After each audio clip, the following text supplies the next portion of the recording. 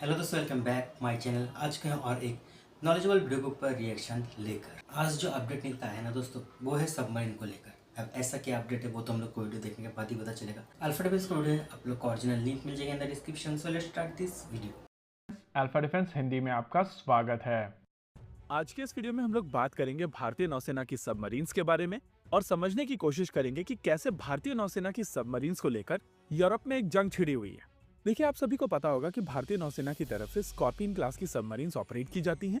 ये French submarines हैं जो नेवल ग्रुप ने डिजाइन की थी। इन सबमरीन्स को भारत में एमडीएल द्वारा बनाया जाता है, लेकिन नेवल ग्रुप की तरफ से एमडीएल को केवल 30% टेक्नोलॉजी ट्रांसफर की गई थी। यहाँ पर इंपॉर्टेंट चीज ये है कि जो टेक्नोलॉजी ट्रांसफर की गई थी वो मैन्युफैक्चरिंग की टेक्नोलॉजी है, यानी कि इन सबमरीन्स को बनाने के लिए लगभग 30 से 40% टेक्नोलॉजी भारत से आती है और बाकी सारी की सारी टेक्नोलॉजी आपको बाहर से लेनी पड़ती है। अब इशू ये है कि नेवल ग्रुप तो के ये साथ है में पूरा एमडीएल का जो फ्रेंड्स, सेटअप अभी है तक उसमें हमें पूरा भारत के पास में टेक्नोलॉजी नहीं बहुत ज्यादा मिला। टेक्नोलॉजी एक्सेस है नहीं, और इसी वजह से प्रोजेक्ट 75I भारत के लिए ज्यादा इंपॉर्टेंट हो जाता है।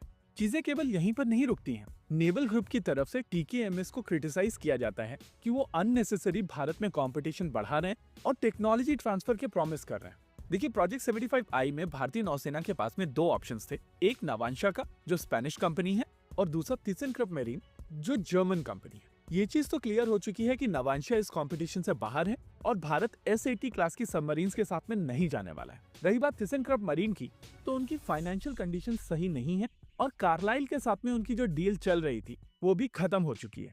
जी हाँ, आप सभी को याद होगा कुछ समय पहले हम लोगों ने आपको बताया था कि थिसेनक्रप मरीन की तरफ से भारत को हर कुछ प्रॉमिस कर दिया जा रहा है और उनकी तरफ से ये कोशिश इस वजह से की जा रही थी कि उनके नेवल बिजनेस की वैल्यू बढ़े ताकि कार्लाइल उनके नेवल बिजनेस को ज्यादा मतलब कॉस्ट पर सभी खरीदे। बिजनेस और कुछ नहीं। अनफॉर्चुनेटली वो डील फॉलो ऑफ हो चुकी है और अब कार्लाइल थिसेनक्रप मरीन के नेवल बिजनेस को अक्वायर नहीं कर रहा है। ऐसे में ये देखना काफी इंटरेस्टिंग होगा कि थिसेनक्रप मरीन की तरफ से जो चीजें प्रॉमिस की गई थी, क्या वो सभी चीजें अभी भी एप्लीकेबल हैं।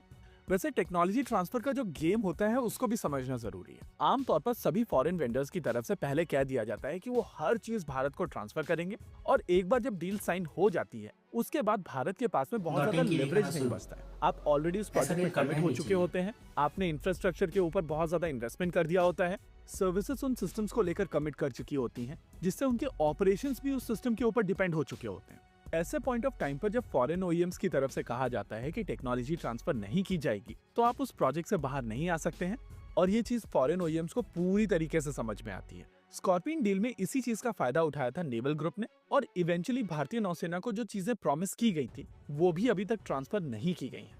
इन्हीं कमियों को दूर करने के लिए इस समय प्रोजेक्ट 75I एग्जीक्यूट किया जा रहा है, और हम लोगों को यहाँ पर एक चीज समझनी पड़ेगी कि टेक्नोलॉजी ट्रांसफर एक मिथ है। कोई भी कंपनी अपनी प्रीशियस टेक्नोलॉजी अपने कॉम्पिटिटर को सप्लाई नहीं Obviously, करती ये बात है। मेरे यानी कि साथ प्रोजेक्ट 100% 75I में सहमत भी हूँ। थिसेनक्रप मरीन की तरफ सर, से बहुत ज्यादा सिर्फ टेक्नोलॉजी ये भारत एक को ट्रांसफर भ्रम नहीं की जाएगी फैलाना, और कुछ 10 भी साल नहीं। के बाद में भारत फिर से लाइन में खड़ा होगा टेक्नोलॉजी ट्रांसफर मांगते हुए। इसी बीच डीआरडीओ की तरफ से भारत सरकार से कुछ फंड्स मांगे गए हैं भारतीय नौसेना के लिए सबमरीन डिजाइन करने के लिए। यहाँ डीआरडीओ की तरफ से एस्टिमेट बताया गया है कि उनको लगभग डिजाइन बनाने में 2 साल का समय लगेगा, और उसके बाद उस डिजाइन के बेसिस पर जब पहली सबमरीन बनेगी तो उसमें भी लगभग 3 साल का समय लगेगा। अनफॉर्चुनेटली फॉर्चुनेटली भारत में पहली बार एक कन्वेंशनल सबमरीन को बहुत ही बनाने की बढ़िया बात है हो सर, रही है, भारत को और जब आप कोई फंड भी चीज लोकेश पहली बार बना कर रहे देना होते चाहिए। हैं तो नेचुरली वहां पर थोड़ी बहुत डिले भी होती है। टेक्नोलॉजिकल प्रोजेक्ट्स काफी ज्यादा कॉम्प्लेक्स होते हैं, और अगर हम लोग उसको इनबिल्ड करके इसको देखें तो कम से कम 6 से 7 साल का समय लगेगा एक्चुअल सबमरीन को बाहर आने में।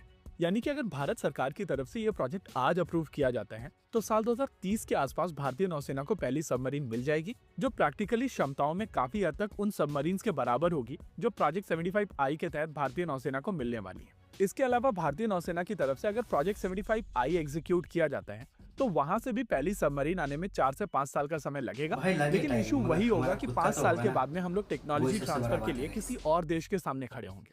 ऐसे में भारत सरकार को इस पॉइंट ऑफ टाइम पर डिसाइड करना चाहिए कि क्या डीआरडीओ की लैब, एनपीओएल, एनएसटीएल और एनएमआरएल इंडियन नेवी के वॉरशिप डिजाइन ब्यूरो के साथ में मिलकर क्या सबमरीन डिजाइन नहीं कर सकते हैं।